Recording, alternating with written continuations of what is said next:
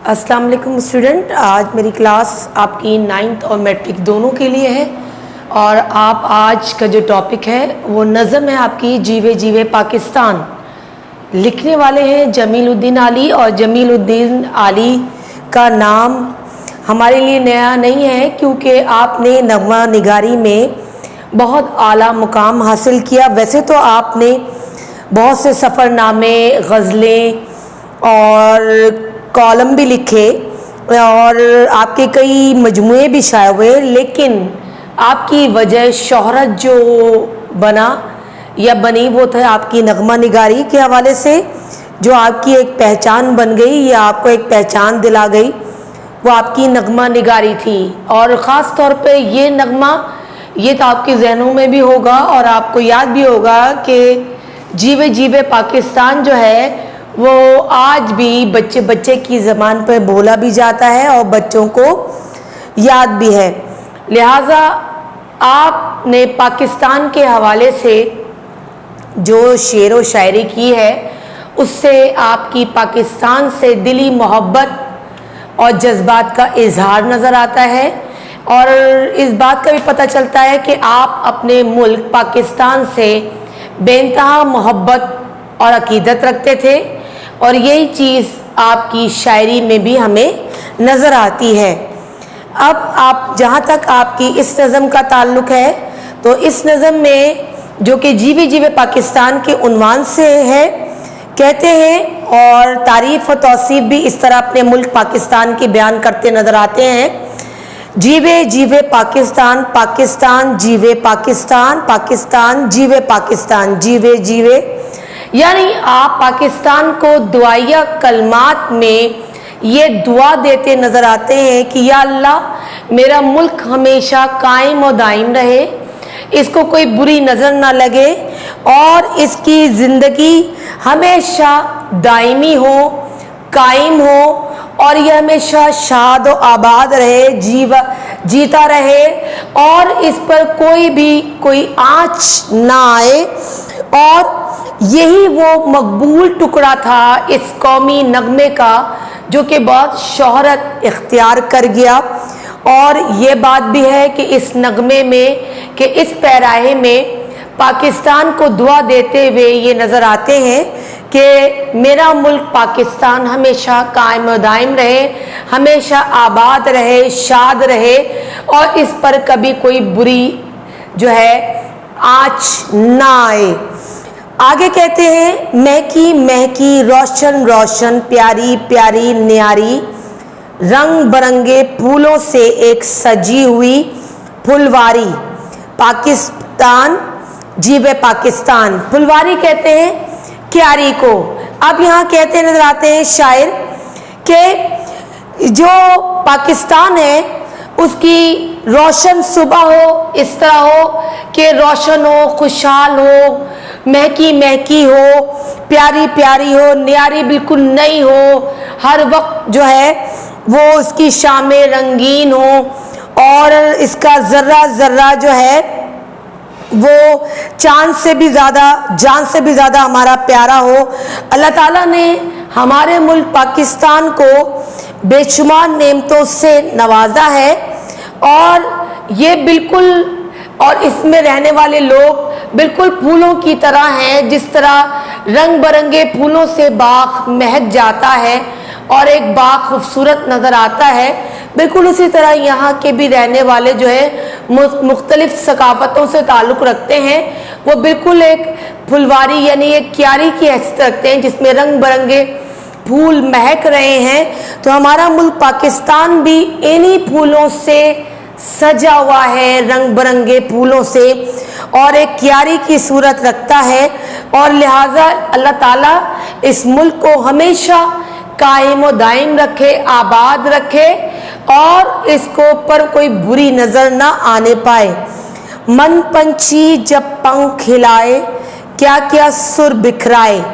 मन पंछी यानी दिल को कह रहे हैं शायर कि जब इंसान का दिल खुश होता है, मुतमईन होता है, एक ऐसी जगह जो बाग की तरह हो, खूबसूरत हो, और हसीन हो यहाँ के रहने वाले लोग, तो यहाँ पर जो दिल है, हमारा दिल कितना मुतमईन होगा और किस तरह वो परवास करेगा। जिस तरह पंछी जब परवास करता है तो क्या क्या सुर बिखरते हैं, तो कह रहे हैं कि क्या क्या सुर बिखरे वे हैं, बिल्कुल उसी तरह मेरे गीत भी जो है वो यही सुर जो है बिखेर रहे फिजा में, और मोहब्बत के सुर जो हैं वो हर सू फैले हुए हैं मेरे गीतों की बदौलत।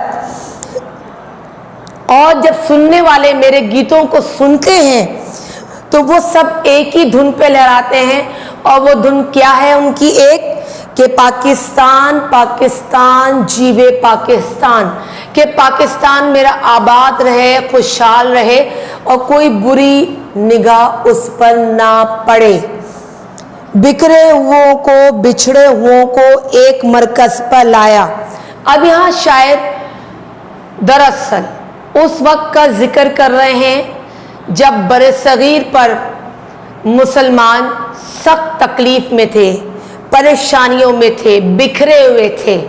तो जब पाकिस्तान का नारा बुलंद हुआ और ये कहा गया कि बरसगीर में मुसलमानों के लिए एक अलहदा वतन की ज़रूरत है, एक ऐसा वतन जहाँ मुसलमान आज़ादाना ज़िंदगी गुजार सकें, जहाँ मुसलमान एक मज़हब के तहत ज़िंदगी बसर कर सकें, तो सबको एक झंडे तले जमा करना जो था उसका मरकज़ और महवर था क्या?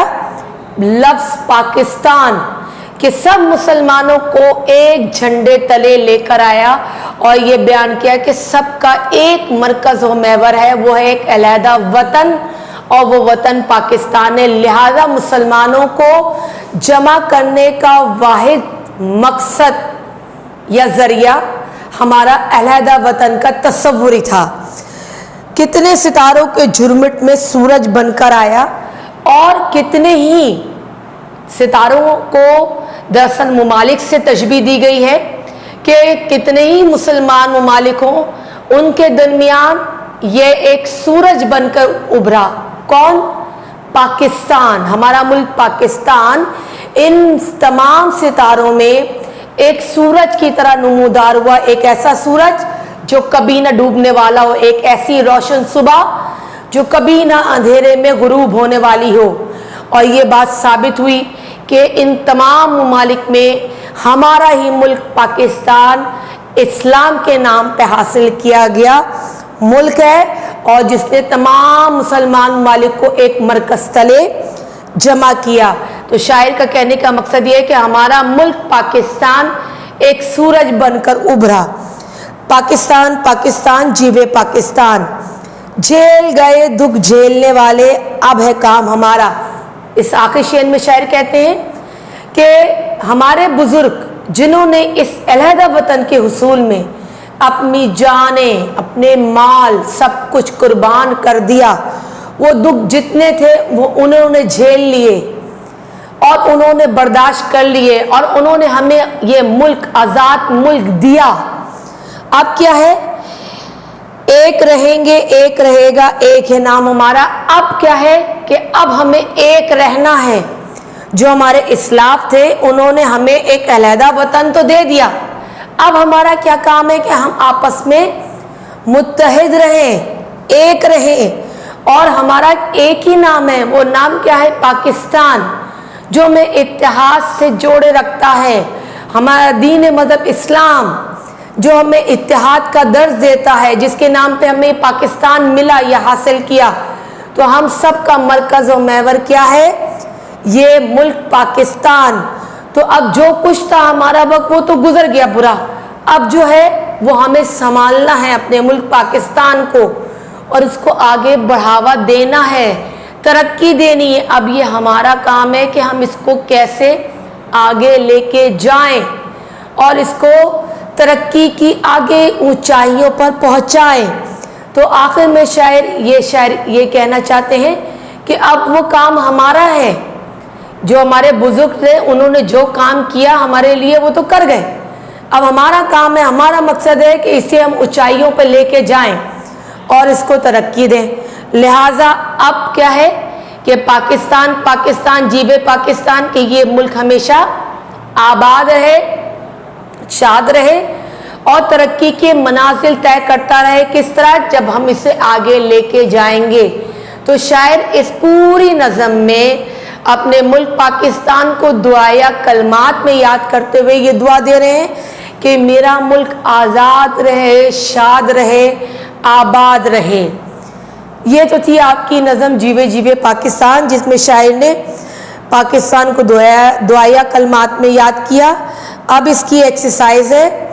अब इस एक्सरसाइज को इंशाल्लाह मैं आपको सेंड कर दूंगी, समझा दूंगी और जो कुछ भी काम है वो आपको दे दूंगी। ठीक है स्टूडेंट्स, अल्लाह हाफिज़।